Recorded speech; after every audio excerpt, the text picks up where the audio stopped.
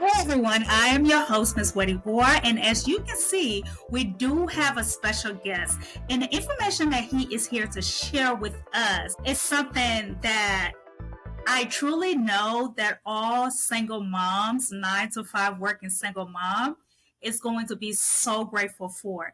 When I got a message from you, I was so happy because what we're about to discuss here today is something that I did struggle with in the beginning as a working mother who felt the need to be there for her son. And before we get into, like, right before we get into today's episode, I would love for you to please introduce yourself as to what you do. All right. My name is Hamada, and I am an admissions consultant. I started an admissions consulting business about 17 years ago. It's been a long time. And the Wow. idea really is to help folks in high school applying to colleges, or those in colleges or after college applying to graduate programs. And Mm-hmm. really, the motto of the company is discover your story, get admitted. So it's really about figuring out how to tell the right story, Mm-hmm.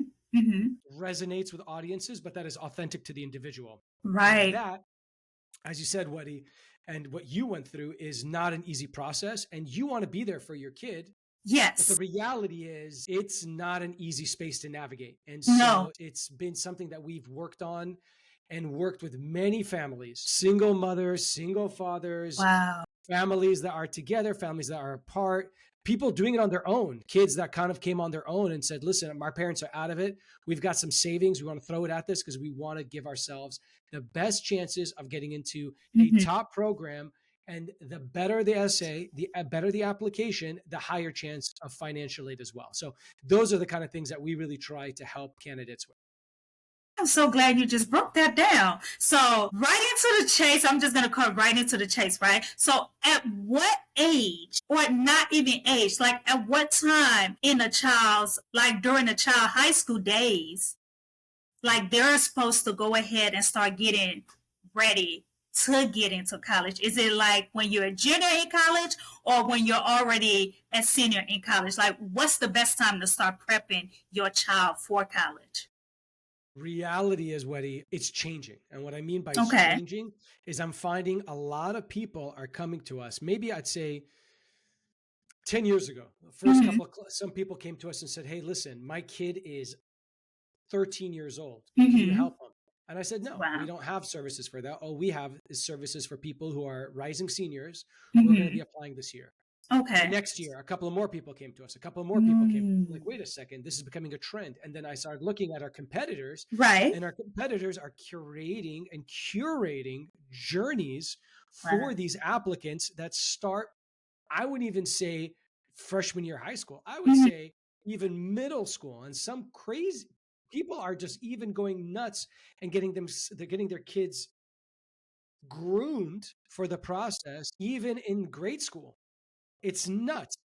And this is not a new phenomenon. This is, I think, an international phenomenon. I think Right. something where parents really are saying, listen, we are working all the time to get our Mm-hmm. kids into the, to survive, to thrive, to have friends, to be healthy. How can we stop short when it comes to possibly one of the most important parts of their lives, which is their education?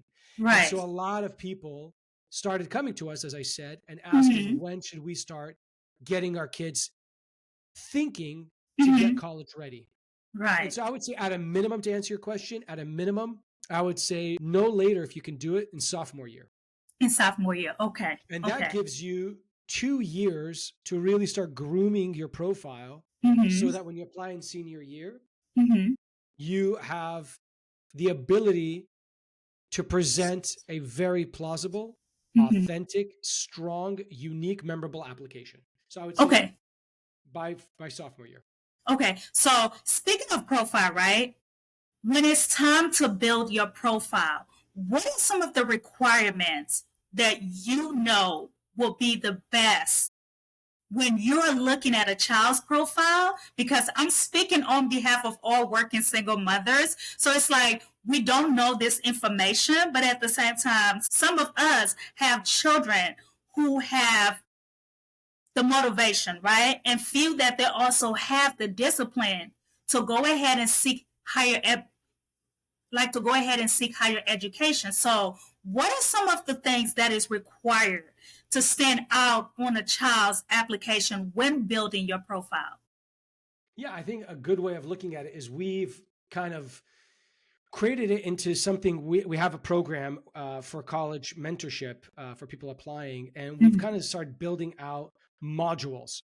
And Okay. I would say I think as of now, we have like something like 17 modules of different things to Wow. consider Okay. when people are applying. And the way we've structured it is you got the modules, and then the parents can pick and choose based on the needs of the student in Hmm. conjunction with a consultation with our experts. I'll give you a Okay. small example of Okay. different things. Please. Please.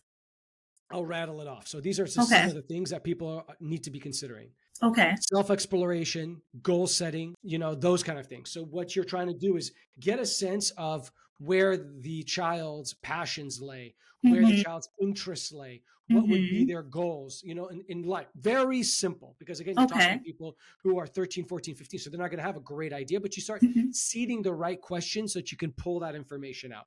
We Right. also help them with extracurriculars, service Okay. projects, trying to figure out what are the extracurriculars that are going to allow them to build the skill sets required that the schools are going to look for.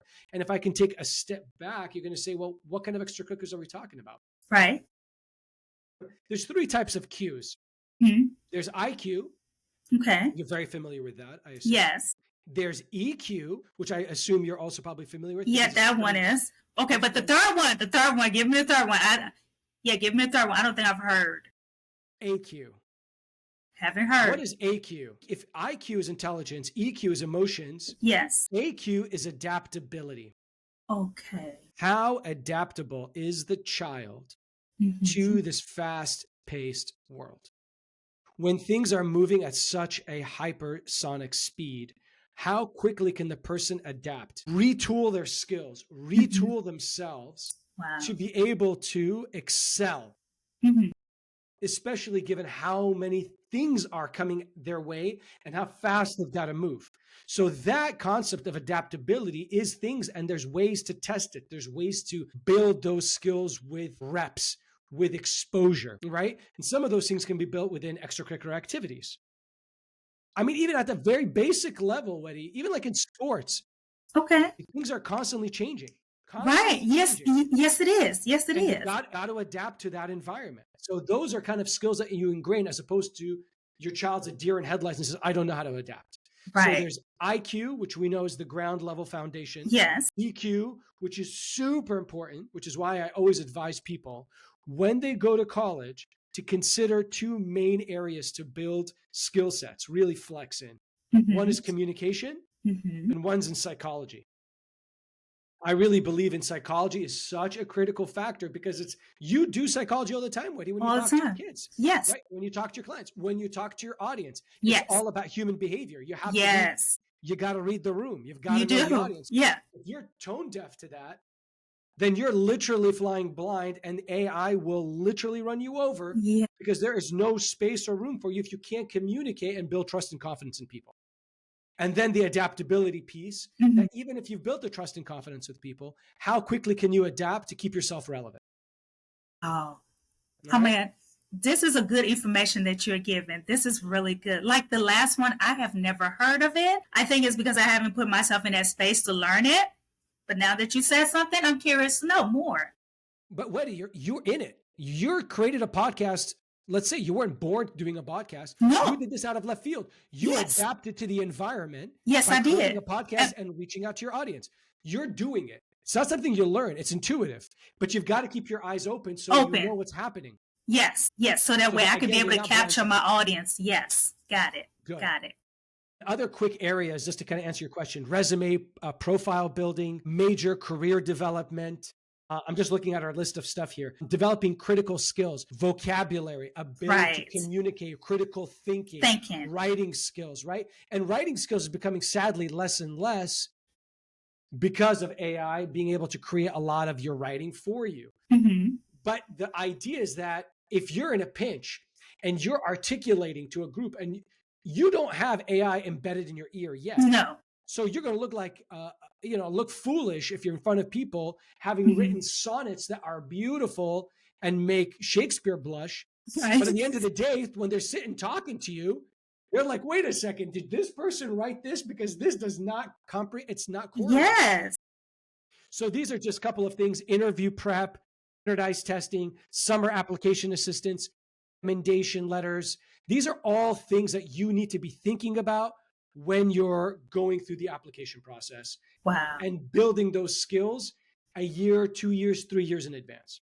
Yes. You know what? Every information that you're giving me, I remember vividly, right? I remember when I was getting my son ready for college, he had already applied and got accepted, but there was a holdup because the school was giving him a scholarship, a full ride scholarship, and to also play football. So when we talked to one of the administration's like specialists that we work with, then he told us, I need you to write a story to buy the board. Like people are going to sit down and read your application story, but I need your application story to be as authentic as possible. And I'm saying to myself, I'm like, okay, so how do we come up with this story? I have my son.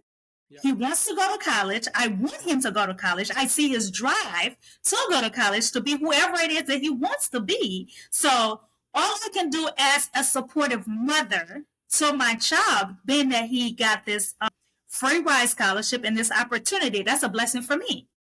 Okay, so what I did was I wrote my letter, and I want all parents to understand this. Don't always be there to save your children. Allow them to also do the work. I made my son write his letter as well. We did a complete compare and contrast. Like, what makes you you and what makes you my son?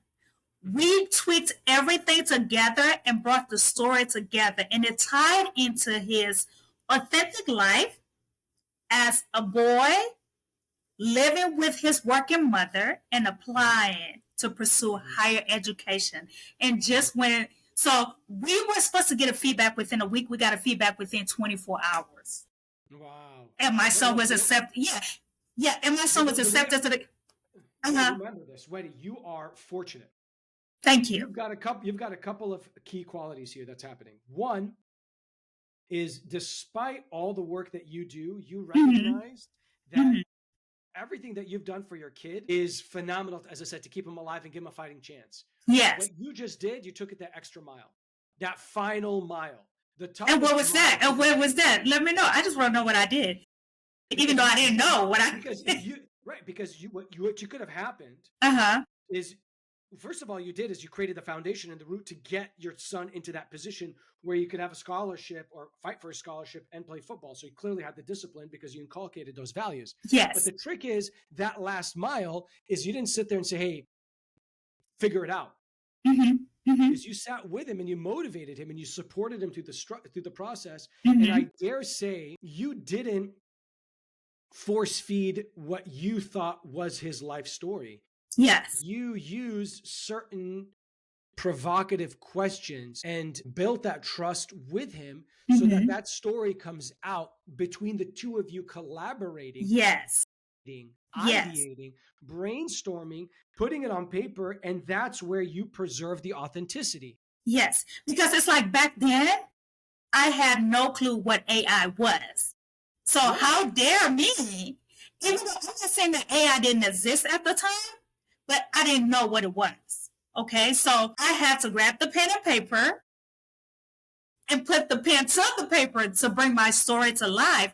And I made him grab the pen. So I'm like, okay, I'm going to use a pen. I'm going to scratch off some stuff. You use the pencil. If you have to erase some stuff, rewrite it, make sure it's right. And we went ahead and we did it. Now imagine, now you telling me this process, which is incredibly cathartic, right? Yes. Because it makes you dig so deep. To me, I have a couple of tests. There's the authenticity test. And one of the parts of the authenticity test is, does this story give you goosebumps? It does. It does. This story make you say, aha. Does this story almost makes you want to cry? Yes, right? because my son did not have a full ride scholarship. He didn't have a full ride scholarship. So when I talked to the admission counselor, he was going to go to school and money was to come out of my pocket. Now, being a working mother and also having another child that I have to care for, but having a son who sees his life not being limited, but limitless, he had to go. And who am I to stop his dreams? 100%. You 100%. know? And that reality is that you gave him that runway to do it. You collaborated together. You found that authentic story. And what I'm saying is AI, because that's a discussion in and of itself, is a Yeah. lot of people are falling back on AI to create these stories. The reality is the reason that you were notified within 24 hours is because you Mm-hmm. created a story Yeah. together that was Yeah. cathartic from the Yes. heart. So they know that that candidate who's going to show up is the person on paper. Yeah. Now, you tell me, if I sit there and I write, create for me an essay that talks about a student who had a working mother who then had to do X, Y, and Z and process it, boom, it comes up in a Hey, period of like what, 10 seconds, 10 and then you seconds. copy it, paste it into a Paste Word it. document and submit it. How do I know that this person actually has the wherewithal to really be able to add to the Yes. campus community? How do I know that this person has the command of communication to be able to do what they can? Thank you. I don't believe AI as a drafting mechanism is going to level the playing field. In fact, what No. it's going to do is destroy the playing field. Yes, it What we is. want is that we want AI to level a playing field in ideation, because what your Yes. son had, a lot of other kids don't. No. Some parents don't even know how to navigate it. Some of them Mm-hmm. don't want to be involved in it. Some of Yeah. them are way too busy. So the kid's on their Yes. own. And so there is a world where AI can help you ideate, Mm-hmm. exchange ideas. Do you think Mm-hmm. this is a good idea? Do you think this is a good idea? If I have these two ideas, what would you think would be a better way of phrasing it? Boom, boom, boom. Then stop, then take a step back, Yes. and then write it from the heart. Yes. And then Don't let it go. what you said, you spoke about communication, right? Having your kid work on communication. And that's something now I can say, like with my chest held up high, my son communicates. Like his communication is fluent. I can truly stand and trust that. So when he presented the essay, and they were going through the essay. And me as a mother on the background, I'm like one of his cheerleaders, right? So I'm interviewing him. Like, how would you present yourself to an interviewer? Like, tell these people what makes you stand out for this scholarship. Exactly. Prove Exactly. yourself. Speak. Yeah. So it's like I had to tell and show him, like, when you go in front of the admission boards, look them in the eye. Just understand, you're a kid, you're nervous. But what is fear? And he looked at me like, okay, so what is fear? I said, fear is just a misunderstanding that you have about a certain situation that you are unaware of. So it's like, let's say you believe this thing is supposed to look like this, like certain things are supposed to look like the way you perceive it to look, right? So your expectation of what you think it's supposed to look like, it's not always true. It's what you think. You don't know that. So it's like you're afraid of the unknown of something because you don't know if you're going to get the scholarship or not. You go there and put your best foot forward and you look them in the eye, nod your head as they nod their hair. Make sure your eye contact, your body posture presents as this is me. This is me. This is the true, authentic kid on this paper presenting myself to let you know I deserve the opportunity to get this scholarship. When we went for the interview, I sat outside and all I did was just sit there with my hand crossed and praying that my kid would come out with tears of joy. And when he did, I cannot even explain the joy I had. The gratitude, Yes, and the vindication for all the time that you put into it and the years of being a single mom, yes. working so hard to be able to create that. Look, the reality is, even that concept, you said something very key, which is look them in the eye. I think Mm-hmm. a lot of people, if I dare say so, a lot of people who are of Gen X and Gen Z or whatever it is Mm-hmm. at this point, or Gen, I don't even know what's the Gen after Z. The reality is, because people are so enamored and fixated on their phones, they can hide behind a screen. And so Yes. when we were going through school, when we were raised, Eye if contact. you don't make eye contact, Yeah. something's screwed. Something's off.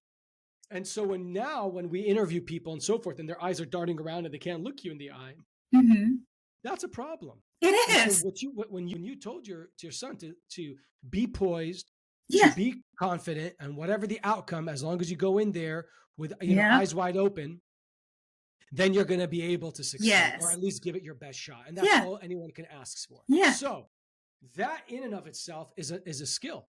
And the way you build those skills and those reps is by putting yourself sometimes in uncomfortable situations, Yes. being around people that are not part of your comfort zone, Yes. so that you learn how to communicate, so Yes. that you can have these conversations. I think that's Yes. super important.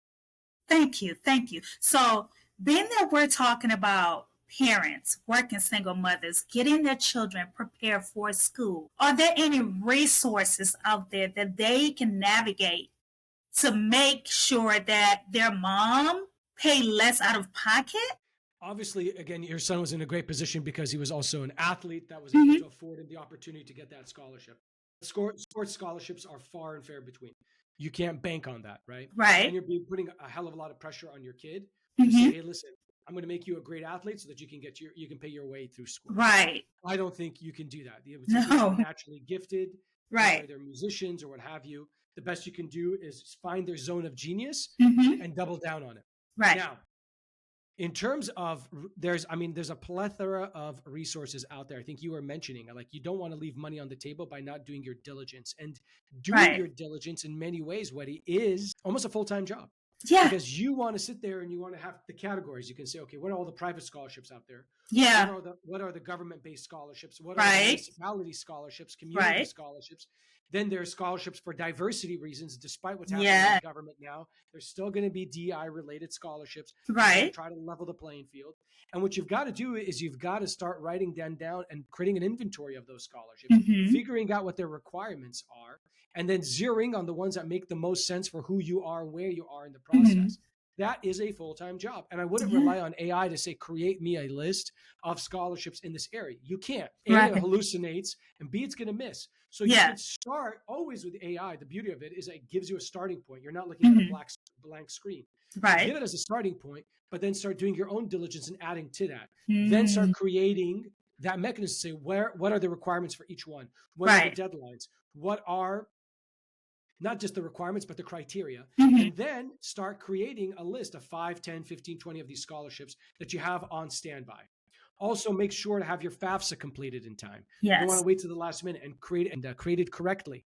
Okay. And then you have to also recognize, one of the things I always like to try to tell people is, even if you don't get financial aid when you enter college, there are all kinds of ways for you to help pay for college when you're in college. What do I mean by that? You've got work study, you've got internships, you can do summer jobs.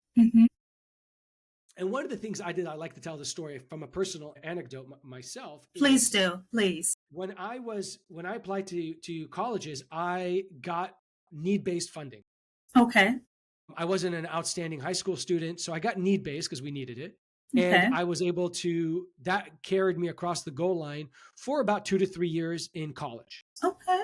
In my last year in college, and thankfully I had an accrued debt because I was very fortunate that my father was able to pay for things like room and board, which 25 years ago was affordable. Now it's obviously a hell of a lot more. But I was able to get away without much debt, very minimal debt. But I remember in my last year at UCLA, I said to myself, you know what? I've been able to perform very well in school. And I think there's got to be more financial aid that is merit-based, not need-based, that I haven't explored, that I haven't received. And I was already in the honors program at UCLA by the mere fact that I had done well academically. So what I ended up doing is I went to the honors department. I said to them, hey guys, are there any merit-based scholarships? I have over a 3.9 GPA. I'm doing well, but I'm not getting any merit-based financial aid. Yeah, merit-based. So they said, look, here's a binder. At the time, you remember this, there was a binder, and inside the binder of documents, go look through them and figure out which one of those you, in terms of your profile, what you're studying now, what you want to do in the future, you can qualify for.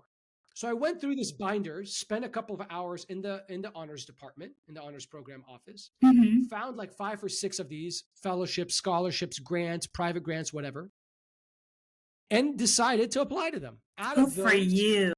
I got 2 of them, which basically Good. gave me enough funds Wow. that I graduated from college with a profit.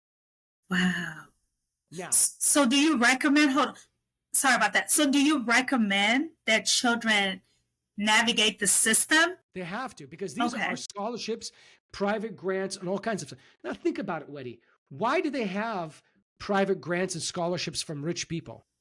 Because Mm. rich people get tax write-offs from creating these grants. They get the double dip. They get the tax write-off Yeah. for other income they make. Mm-hmm. Plus, they get to sit back and watch a person change their lives because they're afforded the opportunity for Yeah. higher education and can go out Yeah. and do something, and they'll Yeah. remember them as their benefactors. That Yeah. to me is a win-win situation. God Yes, it bless the is. government for giving opportunities You to rich folks to try to do these try to things. do it. Yes.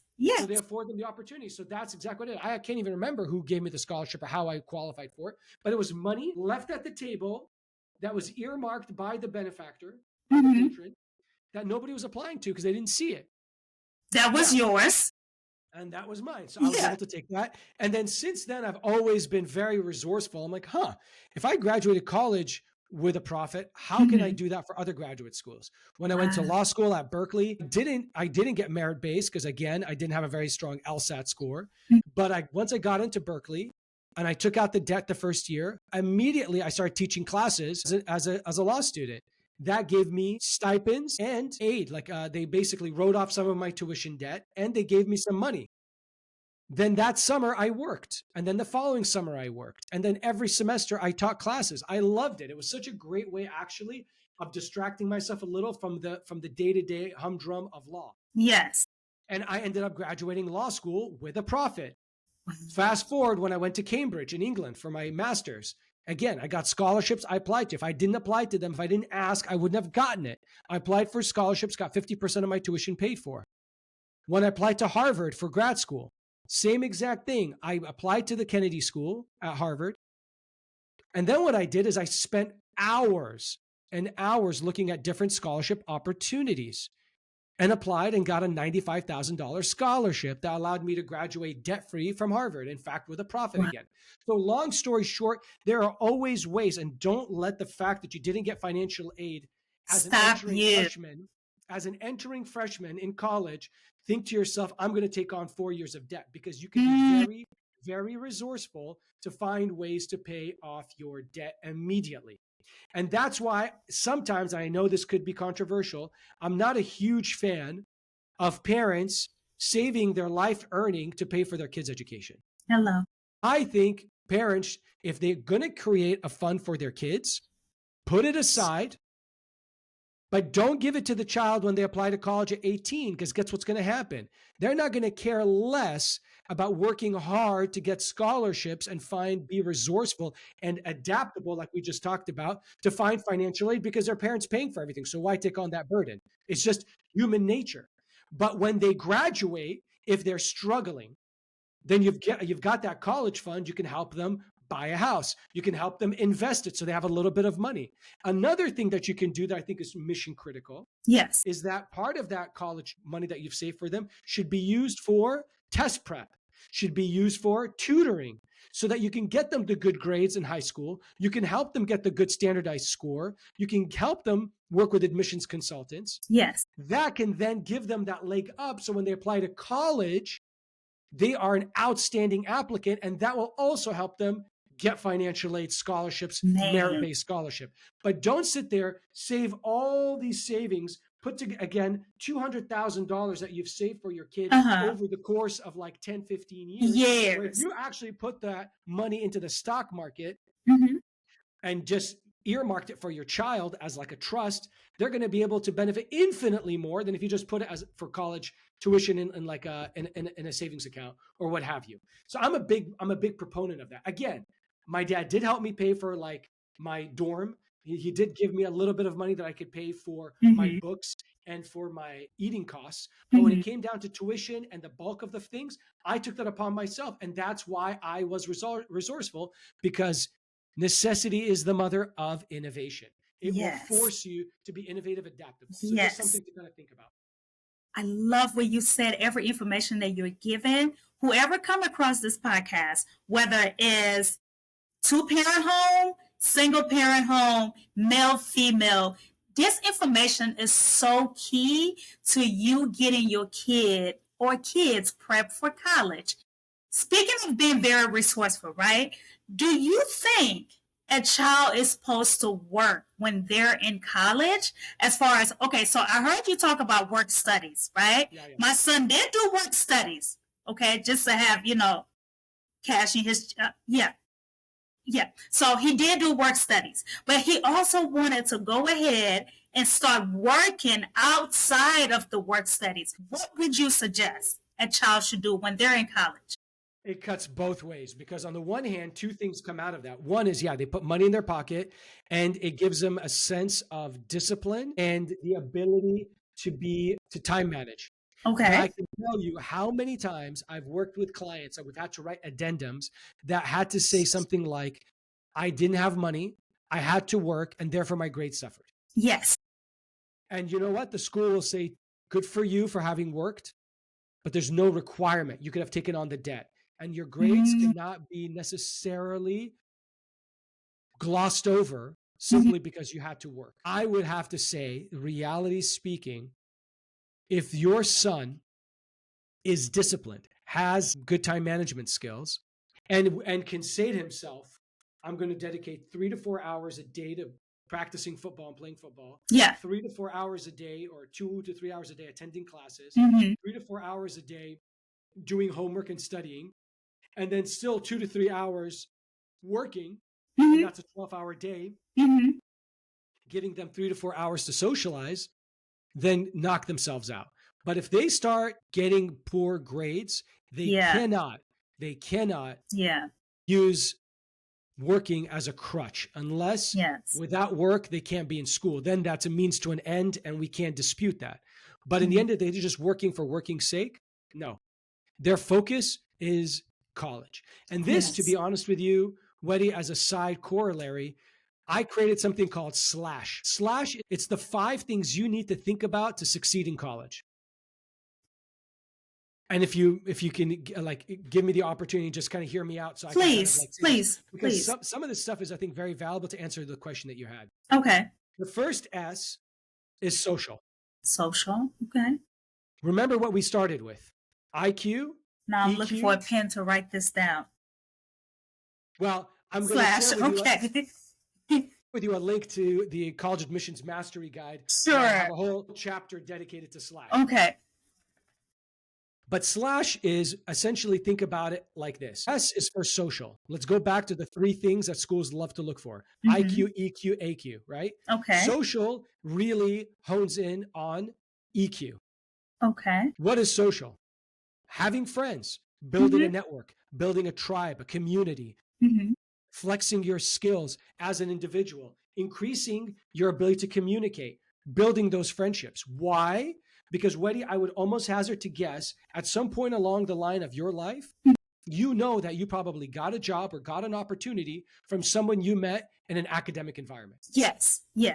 It's just a reality. Yes. And so we know that if you just over-index on your studies and end up with a very small community or no community, no friends, it's going to impact your ability to grow as an individual and to get jobs later on and build that network. Yes. L is for leadership. And that is critical. I give this again as a personal anecdote. When I was at UCLA, I transferred in there from UC Santa Barbara. And when I got in, within about a year after I transferred, September 11th happened. And being of Middle Eastern origin, I immediately saw of where Middle Eastern folks are being targeted in the United States as people who in some way condone the attacks. And so it was on us as students, people that are fluent in English, people that are hyphenated identities, to really step up and change that stereotype and that discourse. And so I became the president of an identity group on campus that really was trying to change that narrative and show how much we abhorred the attacks, how much Wow. we felt that it was tragic as us as Americans, but how important it was for people to recognize that we are here to contribute as Americans as part of this greater community Right. and to respect us in accordance. And so we were able to do that. That skill of me becoming the president of that group at that crucible moment Yes. gave me so much confidence Wow. that allowed me to do so many other things in my life. At the age of Wow. 21, it set some skills and it freaking fired up and supercharged my confidence that I have what it takes Wow. to be a leader and to change discourse, to change stereotypes, Wow. to lead people into difficult Yes. circumstances and environments. I Yes. talked about that story when I applied to law school. When I was applied to law school, I became the editor-in-chief of a law journal that was, again, focused on the Middle East and so forth. Mhm. I got on Law Review in the same way. When I was in Cambridge, I became, again, a leader of a group that took students to Israel and Palestine as well. When I was in Harvard, I became, again, the president of the Harvard Arab Student Association at the time. So there's so many opportunities I was able to have because I indexed on leadership. And so I tell audiences, make sure that you find, and this is also very important, sorry, Wedeh, but this is very important, is that when you're in college, choose one or two activities, bury yourself in them a mile deep and an inch wide.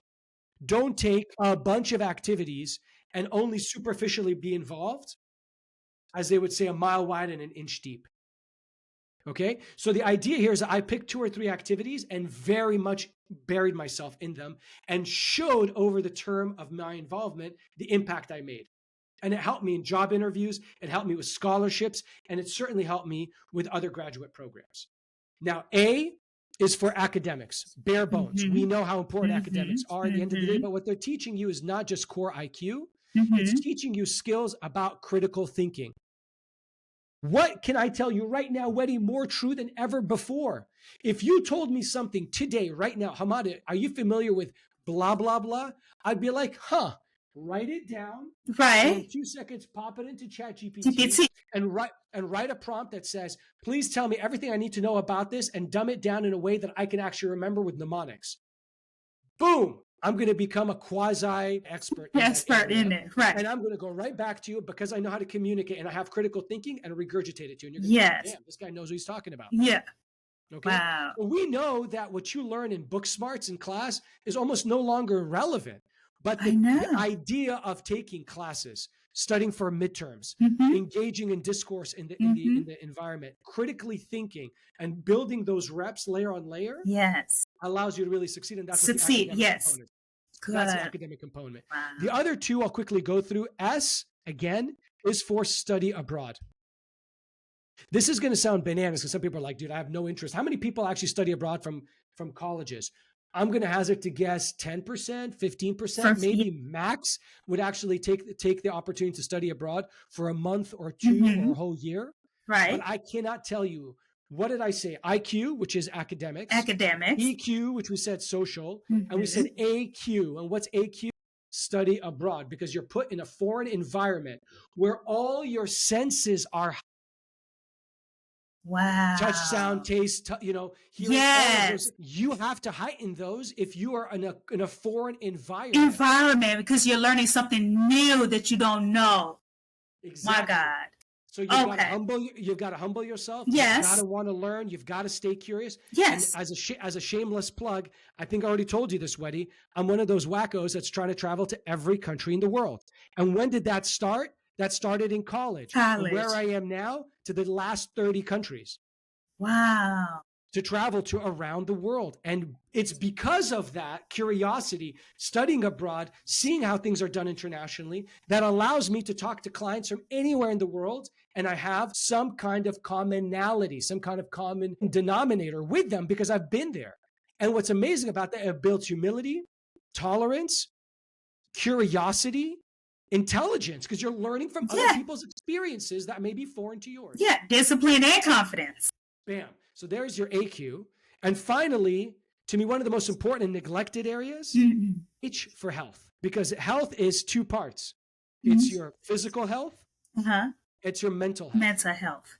If Wow. you neglect those things, your kid right now has to deal with mental health and physical health Yes. constantly because he's an Yes. athlete. So he's got Yes. to balance, he's got to deal with the sports, the Yep. pressure of sports, right? He's got Yep. to find the ability to excel, to maintain It's his physical. physique, Yeah. Eat all these well, things. sleep well, all that. Yeah. Perfect.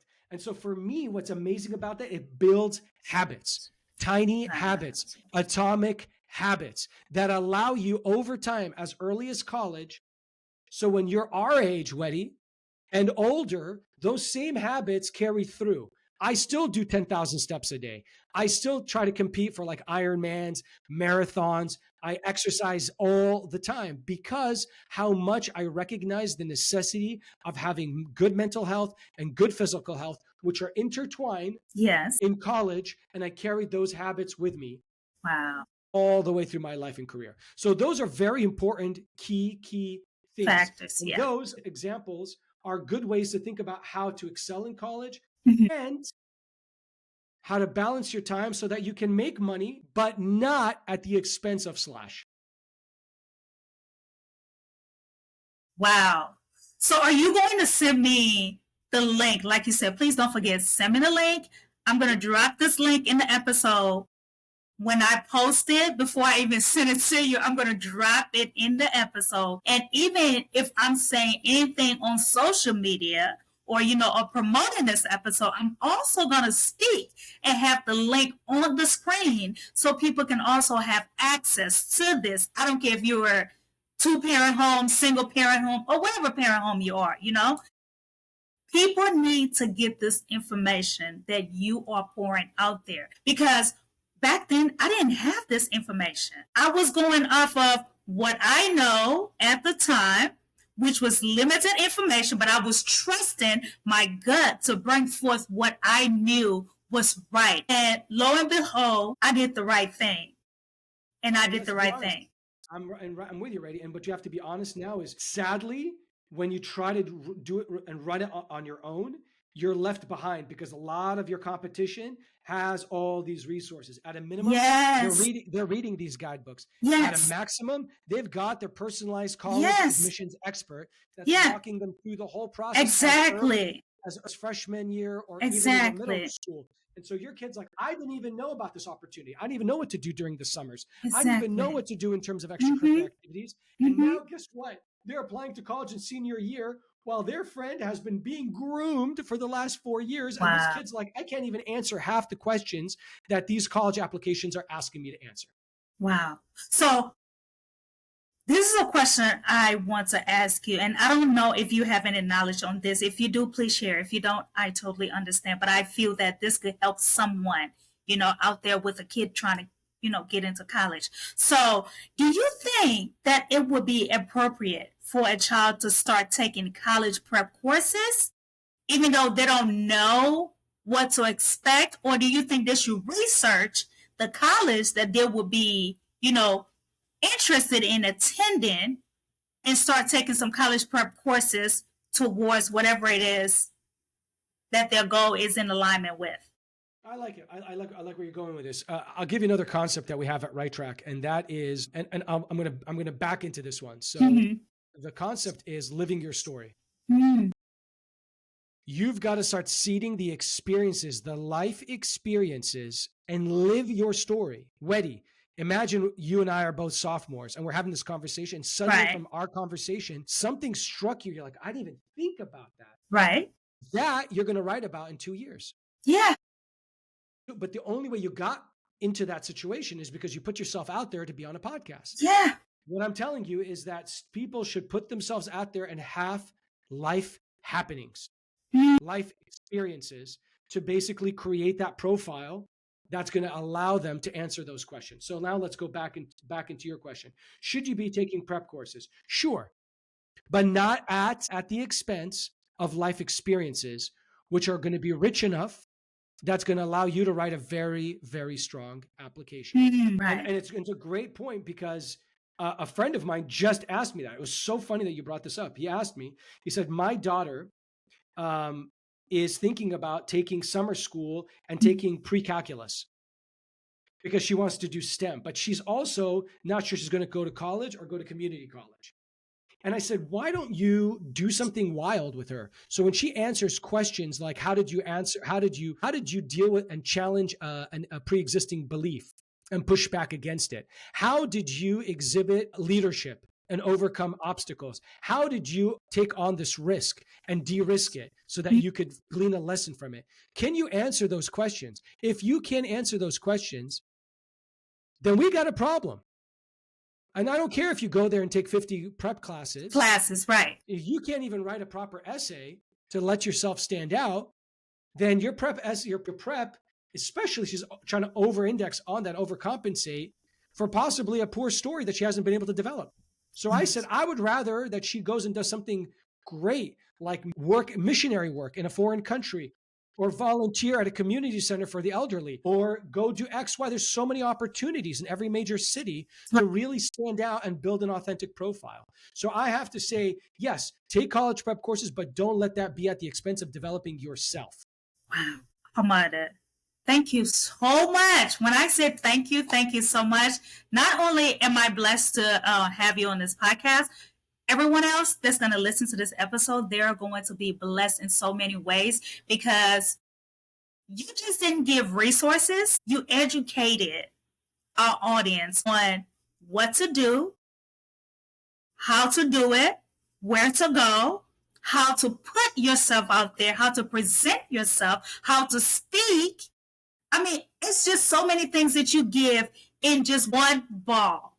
So this episode is a 4-course meal, dinner. I mean, yeah, everything put together. So coming to the end of this episode, is there anything that you would like to tell our audience? I mean, look, being a single parent is not an easy feat by any stretch of the imagination. Mm-hmm. Some people have used that, sadly, as a crutch for poor parenting, yeah, stress, and they can't do it. Yeah. And some people have stood up for the challenge. Yes. At the end of the day, the being a single parent is a life circumstance that you don't want to become a generational burden on your kids because you weren't able to step up. Yeah. There are resources. Yeah. Your job as a parent, if I may say so and not be out of line, is to try to empower your child exactly. to see those resources and take it on. It's not just on the parent, it's on the child. Child as well, yes. So you gotta nudge them in that direction. Yes. Them to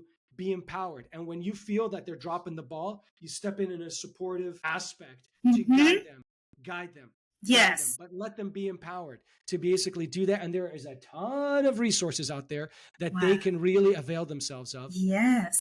Our resource is one of many out there, but I created it, the admissions mastery course and the guidebook, with the eye of evening the playing field for parents that can't afford necessarily our services or just want an introduction into the process. And the guidebook could be read by both parents and the kid. Okay. And the kid, because it's important that both of them are on the same playing field. Right. And they know, so the parent's not out of touch, but they can actually provide input as well. So I hope that we'll be able to share that with the audience. But I have to say to the single parents, God bless your hearts. It is no joke at all. Thank you. For a long time, my dad was a single parent, I saw how he pulled through it, but he inculcated a mechanism of where we were empowered, and it wasn't forceful. I don't know how he did it, but I think he just showed us that if we don't have self-respect, nobody will have respect for us. And you've got to basically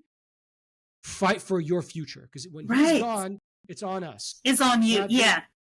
It's on you. That was such an important factor. Yeah. And I hope that parents can be able to pass that on to their kids.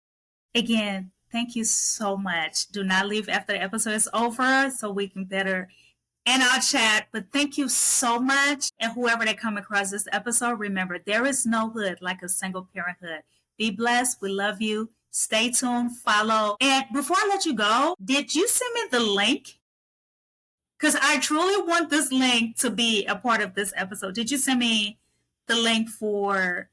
Yeah, I mean, I'll for the mission. I'll send it by email, the website of the company, as well as the Kindle. Yes. And what we recently did is there's a company called OutSchool. Okay. That allows us to teach, like to upload videos. So that we can have videos and the guidebook all there for you. So it could be like a course, like a self-paced course that the person can do in their own time. And I would advise any parent to check it out. It's not a lot of money at all. That's the whole purpose of why we created it. I want to give this content for as low as price as possible so that even over the summer, they can kind of review it, read it, and be more empowered and ready and with the resources that they need. And I will share those resources with you. Thank you so much. Again, God bless you guys, and we'll see you when you listen to the episode.